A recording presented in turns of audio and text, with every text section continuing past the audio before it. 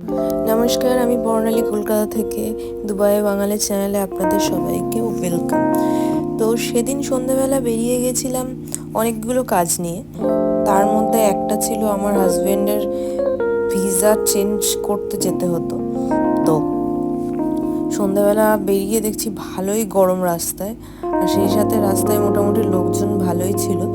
তো এই ভিসার চেঞ্জের জন্য কিছু প্রসেস আছে, সেখানে আগেই মেডিকেলের জন্য যেতে হবে।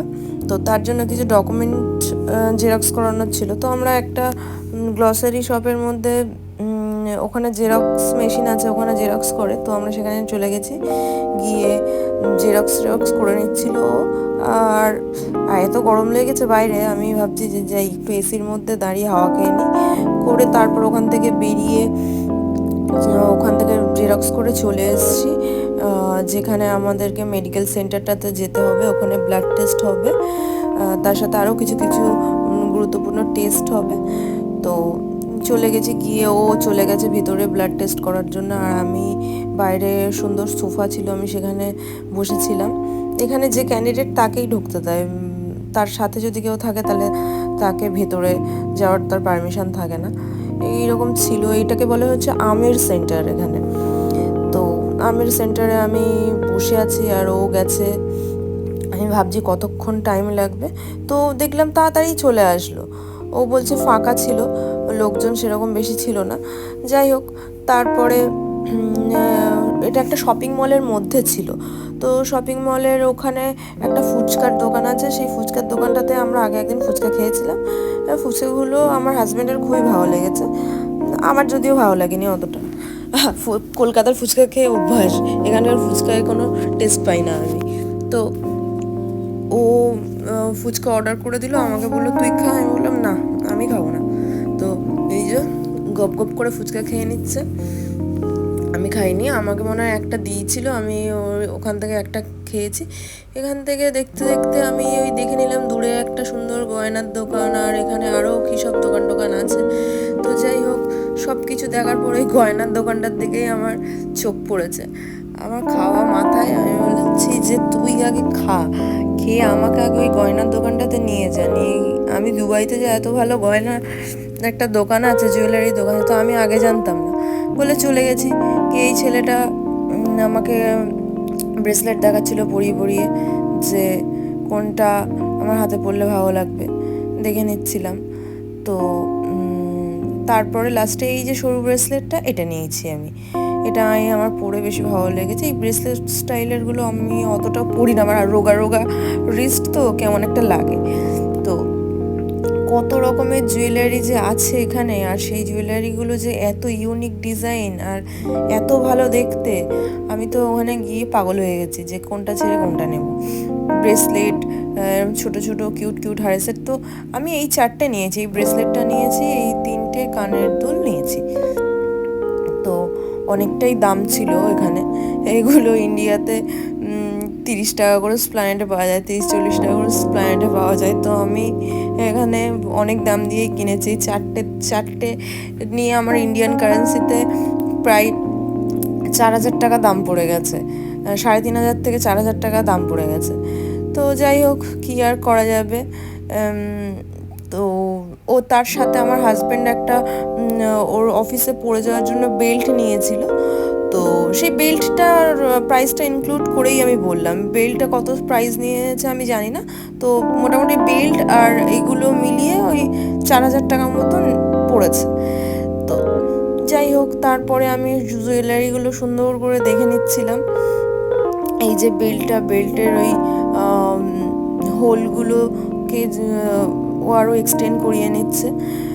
আমি আরেকবার ভালো করে জুয়েলারিগুলো দেখে নিলাম। এই মাল্টি কালার কানের দুলটা আমার খুবই পছন্দ হয়েছে। আরও দেখছি যদি কোনো কানের দুল কিছু নেওয়া যায়। তো দেখলাম না, আর সেরকম কিছু আমার নেওয়ার মতো নেই, অনেক বিল হয়ে গেছে, আর বেশি নেওয়া যাবে না। নিতে তো ইচ্ছে তো অবভিয়াসলি করছে, এত ভালো কালেকশন ছিল। অ্যাকচুয়ালি আমি কোনো জায়গাতেই গিয়ে এখনও পর্যন্ত দুবাইতে এত ভালো জুয়েলারির কালেকশন দেখিনি। তো আমি লাস্টে আসার আগে এই দাদাটাকে বললাম যে আমি তোমার দোকানে জুয়েলারিগুলোর একটু ভিডিও করতে পারি, যাতে আমি ভিডিওতে তোমাদের সাথে জিনিসগুলো শেয়ার করব, সেই জন্যেই।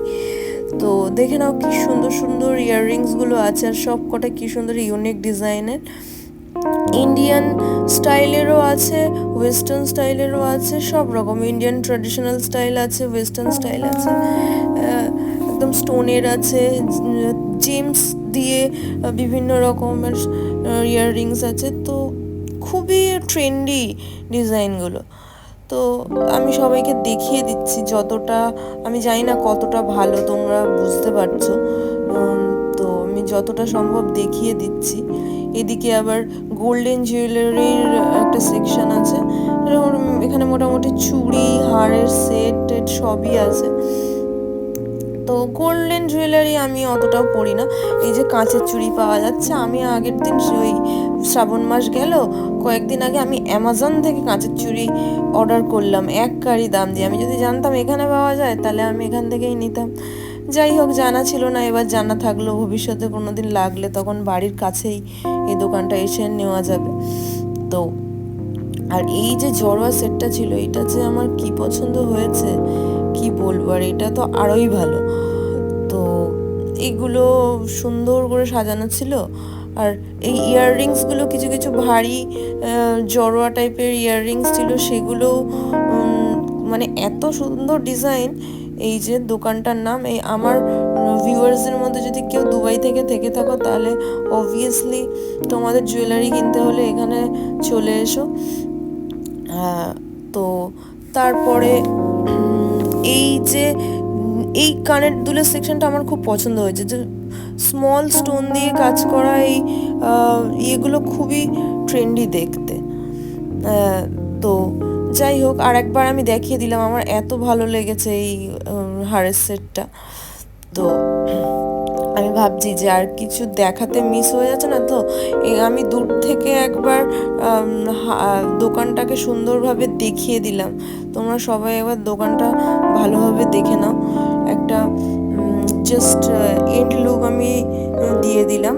আর তারপরে ওই দাদাটার কাছ থেকে আমি কার্ডটা চেয়ে নিলাম, নিয়ে সেখানে আমি কার্ডটাও একটুখানি দেখিয়ে দিলাম, দাদার দোকানের কার্ডটা, যদি কেউ এখানে পারচেস করতে আসো। তো তারপরে এই দাদাটা আমাকে ব্রেসলেটটা পরিয়ে দিচ্ছিল। দেখো এই ব্রেসলেটটা যেটা আমি নিয়েছি সেটা পরে কত ভালো লাগছে, তোমরা দেখতে থাকো।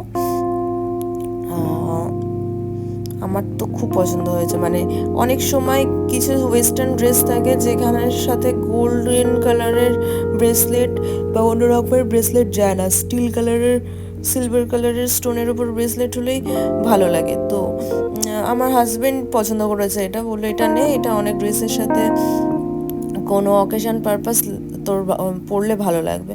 তো নিলাম। আর এই ইয়াররিংসটা আমার খুব পছন্দ হয়েছে। এইটা যে গড়টা নিয়েছে তার মধ্যে এটা আমার খুব পছন্দ হয়েছে।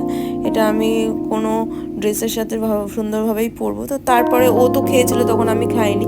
তো এবার আমাকে বললো কি খাবি, তো আমরা পাশে ওই দোকান থেকে বেরিয়ে আমরা পাশে একটা দোকানে চলে এসেছি যেখানে আখের রস পাওয়া যাচ্ছিলো। আর আমি সত্যি কথা বলতে গেলে ইন্ডিয়াতে যখন থাকতাম আমি আখের রস খুব খেতাম, আমার খুব ভালো লাগে আখের রস খেতে। আখের রস খেয়ে তারপর আমরা ওখান থেকে বেরিয়ে গেছি। বেরিয়ে উড়ে বাবাসি কি গরম, কি গরম, কি গরম, গরমে মনে হচ্ছে আমি এবার গলে যাব। তো আর আমাদের বাড়ি থেকে বেশ অনেকটাই হেঁটে ছিল ওই জায়গাটা, তো যেতে একটুখানি টাইম লেগেছিল। তো যাই হোক, বাড়ির কাছাকাছি মোটামুটি চলেই এসেছি আর কি, এবার আস্তে আস্তে বাড়িতে ঢুকে যেতে হবে। চলো আজকের মতো এখানেই শেষ, টাটা, দেখা হচ্ছে।